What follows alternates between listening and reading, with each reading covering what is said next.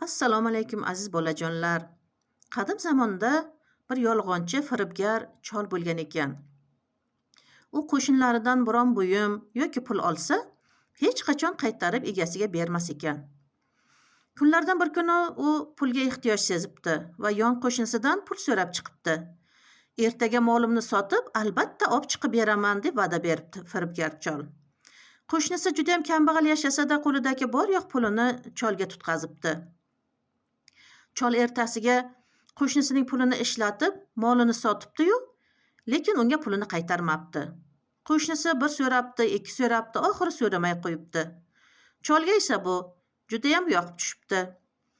Berib bo'pman debdi-da, chol pulni sandiqqa yashirib qo'yibdi. Bir kuni chol tush ko'ribdi. Tushida sandiqdagi pul Allohga yolvorayotganimish. Ey Allohim, bizni mana bu chol qamab qo'ydi. Egamizga bermayapti. Bizni uyimizga ketgimiz, egamizga borgimiz kelyapti. Iltimos, Allohim, bu cholni ham biron nimasini olib qamab qo'y.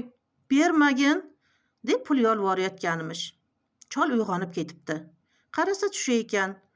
Shu ham tush bo'ldi-yu, debdi-da ishida davom etibdi.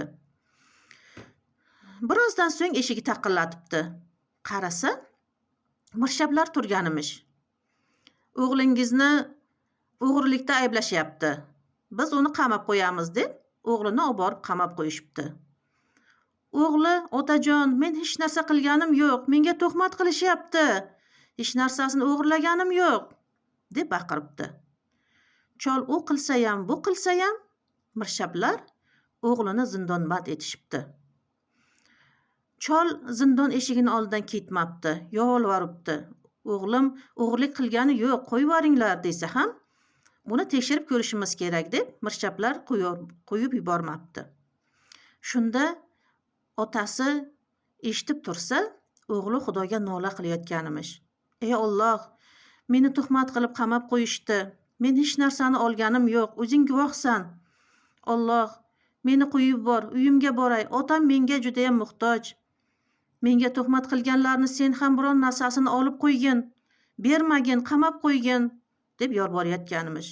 Shunda birdan cholning haligi tushi esiga tushibdi-da, uyiga chopqillab borib sandig'idan pulini olib, qo'shnisiga ko'pi bilan berib uzr so'rabdi. Shundan so'ng uyiga kelsa, mirshablar o'g'lini aybsiz ekanligini bilib, uyiga qo'yib yuborishgan ekan. Shunday qilib, chol endi omonatini uyga saqlamaydigan, egalariga topshiradigan bo'libdi.